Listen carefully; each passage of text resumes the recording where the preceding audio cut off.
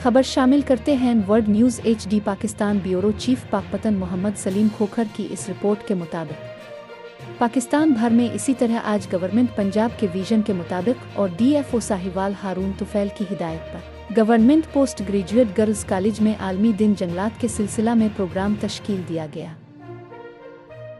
जिसमें मेहमान खुसूसी जनाब Mir Rumaan Khalil, assistant commissioner Arifwala, miss Rukhsana Farooq, sister MPA Arifwala, miss Shumaila Anwar, vice principal miss Rizwana Shaheen, professor college miss Najma Sattar, professor college ने range forest Arifwala Chaudhry, Mohammad Yunus के साथ मिलकर शजरकारी की, जिसमें तालिबात ने पौधे लगाए और असिस्टेंट कमिश्नर आरिफ वाला ने तालिबात में पौधे भी तकसीम किए, जिसमें महकमा जंगलात के मुलाजमीन, फॉरेस्ट गार्ड एक्सटेंशन के मुलाजमीन, सफदर चीमा अहमद सैद, ज़का महमूद और दीगर शुरका ने भी शिरकत की और बाद में पाकिस्तान की सलामती के लिए दुआ भी की।